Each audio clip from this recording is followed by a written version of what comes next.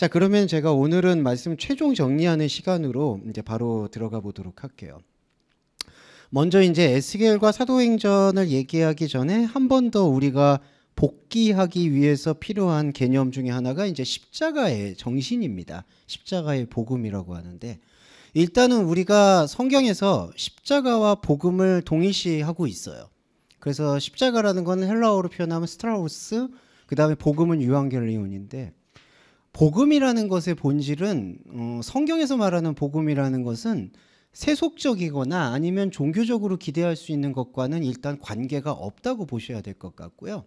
성경에서 이야기하는 복음은 히브리어로는 토브라고 표현을 해서 하나님을 만나고 하나님과 관계를 맺는 그 자체를 복음이라고 설명할 수 있겠습니다. 그래서 십자가와 복음을 이렇게 결합을 해보면 십자가와 복음일 때 복음은 하나님을 만나는 관계성. 그런데 십자가라는 것은 어떤 의미를 갖고 있냐면은 사람이 할 수 있는 행위의 마지막이라는 뜻을 갖고 있는 것 같아요. 그러니까 그것이 종교적이든 세속적이든 아니면 인간이 할 수 있는 어떠한 행동이든 인간이 할 수 있는 모든 행동의 결말에는 십자가가 있다. 그런데 그 십자가라는 것은 잘 아시겠지만은 하나님 아들 혹 하나님 그 자체가 사람에게 의해서 지워지는 것을 십자가라고 말하는 거죠.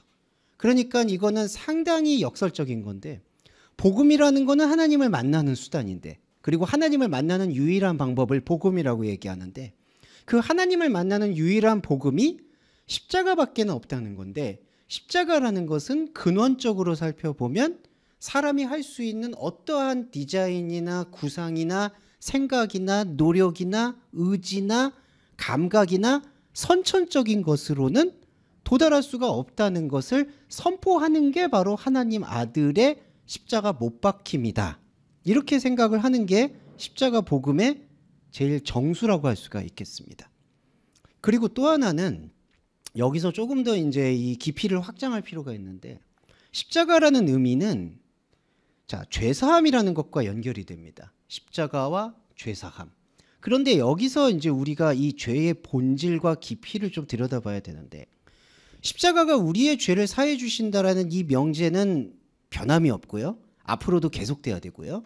그리고 하나님께서 세상 죄를 옮겨가는 어린 양으로 예수 그리스도를 허락하셨다라는 이 복음은 변할 수가 없습니다. 그러니까 우리가 그거를 뭐 변한다고 해서, 그리고 나는 이거보다 더 고상한 걸 찾을 거야 라고 하는 거는 그냥 사람의 구상이고 사람의 움직임일 뿐이지, 이 명제는 우리가 원하든 원치 않든 그냥 절대적인 복음이라고 생각해요. 예수 그리스도는 십자가는 우리의 죄를 사한다. 그런데 중요한 건 죄를 사한다고 할 때 이 죄는 이중의 구조가 있는 게, 하나의 구조는 뭐냐 하면은 사람이 생각하고 사람한테 주어져 있는 죄가 있다는 거예요.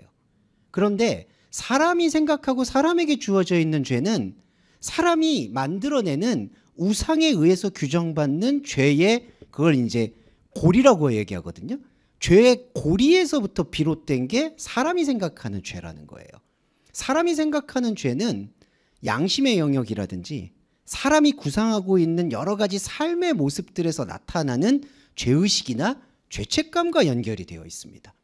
물론 이거는 되게 중요하게 우리가 공동체를 살아가면서 취급해야 되는 건데, 성경에서 얘기하는 거는 1차적으로 이 사람이 생각하는 죄를 사하는 것이 아니라 사람이 생각조차 할 수 없었던 죄를 거두어내는 게 바로 죄사함의 본질이다. 그러니까 사람이 생각하고 구상하는 죄라는 거는 사람이 가졌을 때마다 혹은 시대마다 구분이 다 달라요. 어느 때에는 간통이 통하다가 어느 때에는 간통이 안 통하고, 또 어느 때에는 도둑질이나 편법이 통하다가 어느 때에는 그게 도둑질이 안 되는 경우가 있어요. 자, 그래서 사람이 생각하고 사람이 구상하는 죄는 성경에서 이야기하는 죄의 본질이 아니에요. 왜냐하면은 사람이 생각하는 죄는요, 사람에 의해서 지워지기를 욕망하는 게 있어요. 이게 무슨 뜻이냐? 바로 그게 선악과의 욕망인데, 사람은 이러한 어떤 죄의식이나 죄책감이나 생각으로부터 자유로워지고 싶어서 그 죄를 어찌되었든지 내가 해결을 했다라는 그 표식을 받기를 원합니다. 그 표식의 대표적인 게 바로 제사예요. 이 제사법은 아시겠지만 꼭 성경에만 나오는 게 아니라 여러분 우리 동양 문화에서도 제사는 아주 오래전부터 있어 왔죠.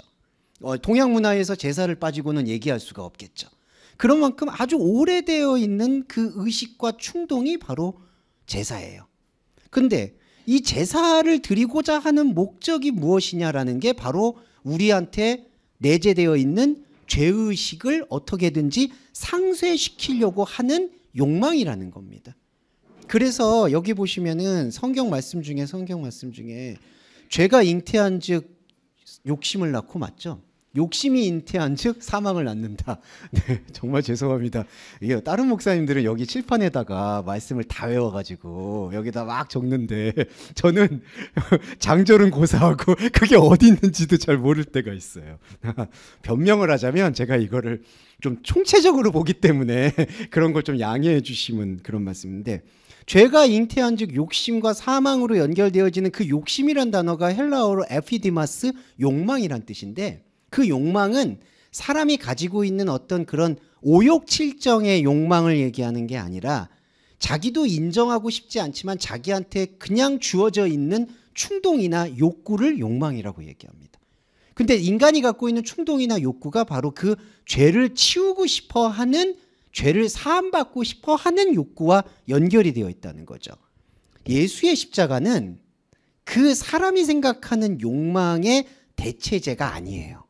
자, 속죄라는 뜻은 우리의 죄를 사해주는 속죄제라는 뜻이 있는데, 여기서 이 중요하게 패러다임이, 그러니까 개념과 가치관이 달라지는 게, 예수님이 우리가 가지고 있는 죄의 욕망을 인정하셔서 너희들은 이 죄를 해결할 수가 없으니까 내가 나의 아들을 보내서, 예수 그리스도를 보내서 이 죄를 해결해 줄게 라고 생각하는 게 안타깝지만 한꺼풀을 벗기기 전에 속죄에 대한 생각이라고 생각하셔야 될 것 같아요.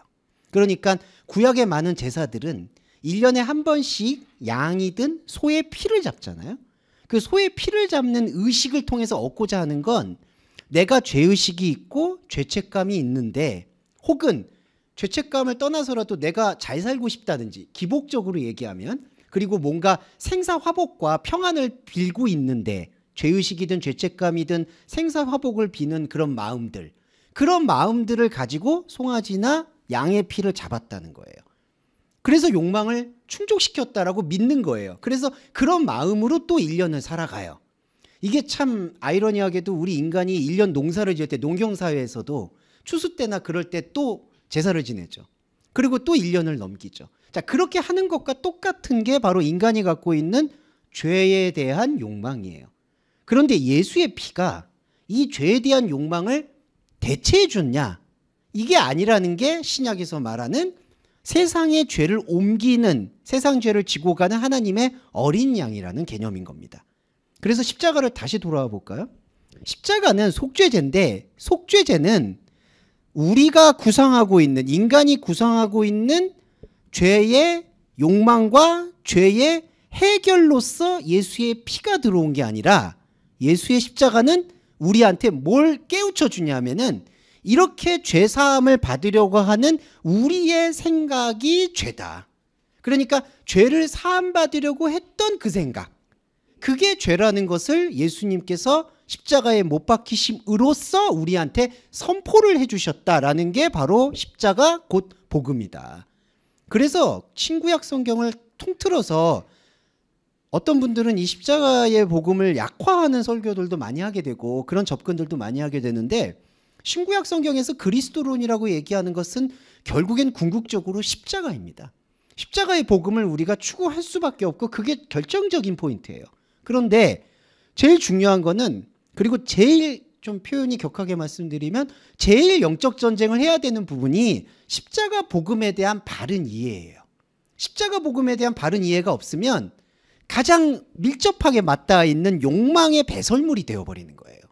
예수님께서 내 죄 때문에 십자가에서 피를 흘리셨네. 자, 이 말 뜻은 맞아요. 그런데 무슨 죄였는지, 그리고 내가 어떤 거를 욕망했던 걸 어떻게 깨우쳐 주셨는지, 십자가의 역할이 무엇인지 그렇게 이해를 하셔야 된다는 겁니다. 그리고 이런 이해에서 하나 더 개념이 바뀌어야 되는 건, 십자가의 피를 보혈이라고 생각을 하시는데, 십자가의 피 자체는 큰 의미가 없다고 보셔야 돼요. 그러니까 우리가 애도와 추모의 의미로서 하나님의 아들이 거기서 피를 흘리신 것에 대해서는 충분히 가슴 아파하는 것, 이거는 당연한 거지만 중요한 거는 그때 흘린 피가 마치 구약에서 제사에서 송아지가 피를 흘린 것처럼 그 피로 인해서 사함을 받았다라는, 이게 바로 욕망이라는 거예요. 그러면 십자가의 피와 보혈이라는 뜻은 무엇이냐? 그때 보혈이란 얘기는 흘린 피를 말씀하는 게 아니라 예수의 십자가 복음이 내 안에서 정확하고 말씀에 관통해서 나를 꿰일 때 새로운 피가 흐르기 시작하는 거를 십자가 피, 십자가 복음이라고 얘기해야 되는 겁니다. 그러니까 우리가 찬송가를 부를 때 예수의 피로 내 죄를 씻었다, 단어 맞죠? 문장이 맞습니다. 틀리지 않아요. 그런데 중요하게 파고들어야 되는 거는 예수님의 피는 어떤 의미인가? 2000년 전에 흘리셨던 그 피의 의미를 얘기하는 게 아니라 예수의 복음으로 인해서 내가 하나님과 영적으로 소통할 수 있는 새로운 피를 수혈받았다, 이게 중요하다는 거예요. 그리고 감히 말씀드리면 지금 예배를 통해서 그 새로운 피에 저와 여러분은 필연적으로 약속으로 눈을 뜰 수밖에 없다는 거죠. 네, 이게 바로 영과 진리에서의 예배라고 보시면 좋겠습니다. 자, 그 말씀을 뜻으로 제가 에스겔과 사도행전을 정리를 해드릴 텐데, 이거는 말씀은 특별히 보지 않으시고 제가 그냥 설명을 드리고 집에서 이 말씀은 그냥 한번 복기하시면 좋을 것 같아요. 에스겔은 그러면은 십자가는 어떻게 또 이해를 하시냐면은 2000년 전에 역사적으로만 일어난 거를 십자가라고 얘기하느냐? 그렇지만은 않습니다. 자, 역사적으로 일어났던 예수님의 십자가라는 것은 우리가 현상적이고 혼적인 존재니까 이 혼적인 존재에게 역사적으로 증명을 해주시기 위해서 2000년 전에 예수가 그리스도가 돼서 오신 거고, 중요한 거는 그 이전에도 그리스도와 십자가는 존재했다는 거예요. 어떻게 존재했을까요? 구약 시제 에스겔 때 어떻게 존재했을까요? 중요한 건 에스겔이 십자가를 발견한 사람이에요. 무엇을 통해 발견했느냐? 내가 지금까지 추구하고 지금까지 믿고 있었던 하나님이, 내가 그토록 경멸했던 저 이방 민족들의 하나님과 다를 게 없다라는 것을 고백하는 행위가 에스겔의 십자가라는 거죠. 그래서 아까 우리 집사님께서 잘 낭독해 주신 대로 끝났다, 끝이 났다, 그것이 왔다, 이렇게 표현하는 게 이스라엘 백성들이 율법을 잘 못 지키고 불순종했기 때문에 끝이 났다라는 걸 선포하는 게 의의가 있는 게 아니라, 에스겔이 자기의 모든 존재를 걸고 하나님 앞에 자기를 노출시켜 보니까 자기가 하고 있는 인간적인 모든 행동은 다 하나님 아들을 못 박는, 이 못 박는다는 거는 대적한다는 뜻이거든요. 하나님 아들을 못 박는 십자가 행위밖에는 없었구나라는 거를 고백하는 게 끝이 왔다라는 표현인 거예요. 그래서 계시록에서도 종말을 얘기하는 거는 바로 그 십자가를 선포하는 겁니다. 우리가 할 수 있는 여러 재반 행위로는 하나님을 만날 수도, 기쁘시게 할 수도, 감정적으로 교류할 수도 없다라는 그 완벽한 단절을 선언하는 게 구약의 모든 선지자들 혹은 아브라함, 요셉, 야곱, 그 사람들이 선포하는 십자가인 거예요. 그래서 우리가 십자가 복음을 구약을 통해서 이야기할 때에는 그분들의 우리가 믿음의 조상이라고 얘기하는 그분들의 여러 가지 믿음의 어떤 이야기들을 교훈 삼아 듣는 것은 오히려 최소화하시고, 그러니까 적용하고 큐티하는 방법은 최소화하시라는 거죠. 뭐 요셉이 총명했기 때문에, 꿈을 잘 해석했기 때문에 대신이 됐다, 이런 이야기는 최소화 내려놓으시고, 요셉 안에서 십자가의 고백이 어떻게 흘러갔는가, 아브라함 안에서 십자가의 고백이 어떻게 흘러갔는가, 가장 중요한 건 이스라엘이나 유대 백성이나 오늘날 기독교인들도 정말 믿음의 조상이라고 일컫는 다윗이란 사람은 시편을 통해서 얼마나 처절하게 자기 안에 하나님이 없다라는 사실을 고백했는가를 주목하셔야 된다는 거죠. 이게 에스겔의 십자가입니다. 그러면서 43장에 보시면, 이제 에스겔서 43장에 이 지극히 거룩한 번제를 드리는 방법론이 나와요. 근데 지난번에도 잠깐 소개를 드렸지만 이 지극히 거룩한 번제를 드리는 방법론의 영적인 핵심은 이 번제를 드리는 것 자체가 소중한 게 아니라 이 행위를 함으로써, 자, 요거는 잘 들어주세요. 이 에스겔이 이 번제를 드리거나 제사를 드리는 행위를 함으로써 이 행위 너머에 하나님의 음성이 존재한다라는 것을 확인하는 작업이라는 거예요. 자, 이게 좀 어렵지만 중요한 건데, 자, 우리는 그러면은 매번 매 순간 십자가를 발견하잖아요. 자, 그런데 사람의 또 하나의 욕망은 뭐가 있냐? 이게 이제 중요한 변곡점인데요. 사람의 또 하나의 욕망은 이게 내가 모든 행위를 해도 하나님께 영광 돌릴 수가 없는 거구나라는 거를 알게 되잖아요. 알면은 인간의 욕망은 뭐죠? 멈추게 되는 욕망이 있어요. 왜 그러냐면은 사람은 다 그렇게 길들여져 있는 거예요.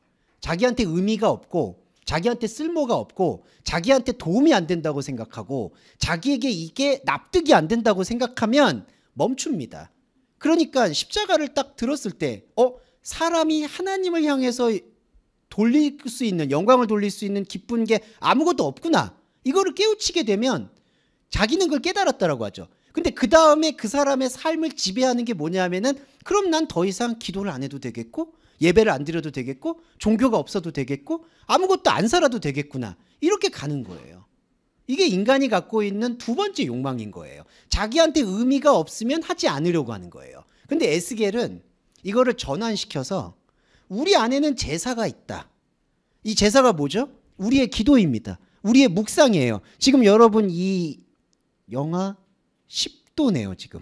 영하 10도의 추위를 오셔서 여기 온 게 이거는 노력입니다. 그냥 솔직히 이거 뭐 하나님 은총 주신다 이런 말씀 제가 못 드리겠어요. 영하 10도를 뚫고 여기 오셨으니까 주님께서 사업을 잘 되게, 이거 전혀 그런 말씀을 드리는 거는 안 됩니다. 설교자는 그런 말씀을 하면은 복음이 안 돼요. 그렇기 때문에 안타깝지만 다른 일로 제가 응원을 해드릴 테니까 그걸로는 축복받을 생각을 거두시고, 여기 오신 건 여러분의 노력이에요. 에스겔이 말하는 그게 번제예요. 자, 이 번제는 그런데 하나님한테 상달되는 번제가 아닌 거예요. 이게 아이러니하지만 요걸 잘 이해해 주시면, 여러분이 우리 집사님도 원주에서 오셨지만 원주에서 오신 노력을 하나님께서 가상히 여기시는 게 아니라는 거예요. 그걸 가상히 여기시면 정말 값싼 복음이 되는 거예요. 네, 그게 아니라 여기 오셔서 그리고 이런 자리에서 말씀의 접점을 일으켜서 이 복음을, 번제, 제사로 만족하지 않고 이 제사는 그냥 한 줌의 향이 돼서 올라가는 거구나, 나의 인생은 제밥이 되는 거구나, 그거를 고백하는 것은 하나님 앞에서의 발견이라는 거죠. 그게 십자가 복음이 됩니다. 그래서 번제를 드린다라는 이 표현들이 참, 이게 이제 요한복음에서 영과 진리 안에서 예배를 드린다, 그거를 이제 참 좋은 의미지만 우리 안에서는 뭔가 진정과 정성을 다해서 하나님께 돌려 올리려는 어떤 그런 좋은 진정성이 되잖아요. 근데 그리스도인은 이제 십자가 복음을 이해한다면 이렇게 내가 진정성을 다한 게 하나님께 상달되는 게 아니라 이 진정성의 과정을 통해서 나의 생각과 나의 진정성은 이걸 탈각이라고 얘기하는데 다 뽑혀나가고 하나님이 나를 보셨던 창세전의 나의 자리, 하나님과 함께하는 영혼의 자리만을 품어주신다. 그게 십자가 복음의 요체가 되는 거고요. 그 십자가 복음을 이해하게 될 때 이제 사도행전을 설명을 드리면 하나님과 우리가 지금 인간의 시간을 넘어서서 새로운 말을 시작합니다. 그게 방언입니다. 그러니까 방언에 보시면은 이렇게 표현을 하죠. 저희가 다 성령의 충만을 받아 성령의 말하게 하심으로 다른 방언 말하기를 시작한다. 고린도 교회에서는 실제로 우리가 은사라고 표현할 수 있는 방언에 대한 언급이 있어요, 여러분. 바울이 이제 그런 은사들을 어떻게 취급할 것인가에 대한 교훈과 권면을 주는 건 고린도전서의 영역입니다. 그런데 사도행전에서의 여기서 다른 방언은 죄송한데 흔히 말하는 그 은사로서의 방언을 얘기하는 게 아니라 나와 하나님이 십자가 복음으로 새로운 관계를 맺었을 때 새로운 언어와 새로운 체질이 되는 것을 바로 다른 방언이라고 표현하는 거예요. 그래서 절대적으로 복음을 깨닫는 우리들은 방언을 하신다라고 말씀드릴 수 있습니다. 그런데 이 방언이 어떤 방언이냐? 누가 들을 거나 누가 알아듣는, 그러니까 타인이 소통할 수 있는 방언이 아니라 오직 여러분과 하나님만이 소통할 수 있는 그 커뮤니케이션, 그게 바로 다른 방언이고요. 더 놀라운 거는 사람이 들을 때, 복음이라고 들을 때, 말씀이라고 들을 때 이걸 다 이제 기록이라고 보잖아요. 뭘 들었다. 그래서 우리가 이렇게 요즘 많은 뭐 힐링 프로그램도 있고 뭐 상담 프로그램도 있고 좋은 강연도 있고 자 그런 거를 그리고 좋은 설교도 있고 듣는다라고 생각을 하잖아요. 그러면 들으면은 이제 뭐라고 생각하느냐 그걸 가지고 뭔가 삶에서 깨우쳤으니까 그걸 삶에서 도입하거나 어플리케이션 적용을 한다라고 생각을 하죠. 그런데 자 복음이라는 건요 다른 방언인데 방언이라는 거는 들었다 소통했다 이런 단계를 넘어서서 중요한 게 그 들었다라는 것 자체가 소마, 몸이 된다는 겁니다. 이게 영의 몸의 원리예요. 그러니까 우리 사람은 죄송한데 자꾸 우리라고 얘기해서 사람은 들었어. 하나님이 나를 구원해 주셨어. 나를 약속해 주셨어. 이거는 타자적인 관계 그러니까 대상으로 맺고 있는 관계에서 구원을 약속하셨어. 뭔가 약속하셨어. 이렇게 관계를 생각한다는 거죠. 그런데 조금 더 넘어가면은 하나님이 나한테 복음을 주셨어요. 내가 깨달았어요. 그러면 그 다음 단계가 뭐냐면은 이게 세 번째 하늘이라고 얘기하는 건데 그 들었던 자체가 내 안에서 몸이 되어서 육박해서 들어오는 거예요. 이게 성령의 충만입니다. 그러니까 예배를 우리가 참여한다는 거는 예배를 이렇게 들어서 은혜를 받아서 그 은혜를 뭐 적용한다. 이런 죄송한 말이지만 이런 수준이 아니라 말씀을 듣고 그 말씀이 십자가가 돼서 내 안에서 흡수되는 그 자체가 하나님이 나를 알아봐 주는 소마, 몸이다. 그리고 이거를 교리적 용어로 말씀드리면 의롭다, 칭이라고 얘기하는 거예요. 의롭다. 그래서 이게 방언과 성령 충만이라는 얘기는 뭐냐면 나의 어떤 오감이 충만해졌다라는 얘기를 하는 게 아니라 나의 차원을 흘러 넘어서서 하나님의 차원에서의 몸이 되었다라는 그 이야기를 하고 있다는 거예요. 그리고 마지막으로 로마에서 26장 사도행전을 보시면 바울이 핍박은 이런 것이다 뭐 이렇게 얘기하고 있는 부분들이 나오는데 지난번에 사도행전에서도 말씀을 드렸지만 여러분들이 싸워야 되는 싸움은 어떤 면에서는 이중적이라고 말씀드릴 수 있어요. 첫 번째는 바울처럼 바울을 고소하거나 바울을 싫어하는 사람들이 있잖아요. 그런데 바울을 싫어하거나 바울을 고소하는 사람들이 바울이 지적하는 바는 뭐냐면 내가 복음을 이야기하기 때문에 싫어하는 게 아니라 복음 외의 환경 때문에 싫어한다고 얘기하는 거예요. 여기서 이제 그리스도인이 한 단계를 넘어가야 되는 건 우리가 흔히 이런 게 있죠. 내가 크리스찬으로 세상을 살아가니까 크리스찬으로서 세속적인 사람들이 나를 핍박하는 거야 라는 그런 인식이 있어요. 물론 그런 부분들이 없지 않아 있겠지만 바울이 얘기하는 복음은 그게 아니라 세상 사람들과 내가 이해관계가 맞지 않기 때문에 자꾸 고소를 한다는 거예요. 그런데 이거는 복음의 본질이 아니라는 거예요. 그래서 바울이 얘기하는 복음의 본질은 이런 세속적인 움직임 혹은 종교적인 움직임과 무관하게 내가 내 안에서 하나님과 소통하고 그 몸이 되어지는 것을 스스로 지켜나가는 게 핍박이라고 여러분 생각하시면 되겠습니다. 그리고 마지막으로 말씀드릴게요. 그게 왜 핍박일까요? 십자가 복음을 이해하는 게 왜 핍박일까요? 결정적인 순간에 가서는 여러분 제가 이것을 저는 확신하는데 가장 정교하게 여러분께 소개해드린다라고 자부할 수 있어요. 십자가 복음에 대해서. 그런데 결정적으로 들었을 때 몸이 되는 거는 제가 아니라 집사님이세요. 제가 아니에요. 여기서는 제가 개입될 여지가 없어요. 그러면 이거는 자기 자신이 품어서 그 십자가를 끌고 가셔야 되는 거죠. 그렇기 때문에 그게 바로 핍박이고 고난이다. 외부에서 주는 거는 오히려 깜도 안 된다고 보셔야 돼요. 네. 그래서 보시면은 그럼 외부에서 나는 힘든데 그럼 어떻게 해요? 그거는 배려의 기도가 있습니다. 예. 그냥 그런 기도도 하나님께서 저는 들어주실 거라고 당연히 생각을 해요. 왜냐하면 나의 외부, 몸, 관계, 경제적인 거 이거 힘들면 어려우니까. 근데 여러분들께서 당당히 구하시거나 추구하셔야 될 생명의 방향은 바로 십자가 복음의 방향이다. 근데 그 방향은 어떤 이렇게 외부하고 싸워서도 정들잖아요. 세상과 싸워서 얻어내고 이겨내는 이러한 어떤 레버리지, 이런 지렛대조차 없다. 여러분 안에서 오직 광야를 걸어가듯이 이 복음은 계속해서 추구해 나가셔야 됩니다. 그리고 협박하는 게 아니라 이미 여러분들 안에 그 몸이 열렸는데 그 몸이 열린 거를 이제는 피하시지 마시고 계속해서 파고드실 것을, 이게 바로 천국은 침노하는 자의 것이라는 복음의 정수가 되겠다. 이렇게 정리해 볼 수 있겠습니다. 네, 이제 빼도 박도 못 하신다. 이제 좀 들어가시는 게 이제 중요하다. 오늘 새로 오신 분한테도 이런 말씀 막 갑자기 오시자마자 빼도 박도 못 한다 이런 말씀에 이 부담의 차원이 아니라 자기 안에서의 하나님 생명, 십자가 이 부분을 꼭 마음에 새기셨으면 좋겠습니다. 네, 좀 오늘은 간단히 주기도문으로 함께 예배 마무리하도록 하겠습니다. 하늘에 계신 우리 아버지여, 이름이 거룩히 여김을 받으시오며 나라의 임하옵시며 뜻이 하늘에서 이룬 것 같이 땅에서도 이루어지이다. 오늘날 우리에게 일용할 양식을 주옵시고 우리가 우리에게 죄 지은 자를 사하여 준 것 같이 우리의 죄를 사하여 주옵시고 우리를 시험에 들게 하지 마옵시며 다만 악에서 구하옵소서. 대개 나라와 권세와 영광이 아버지께 영원히 있사옵나이다. 아멘.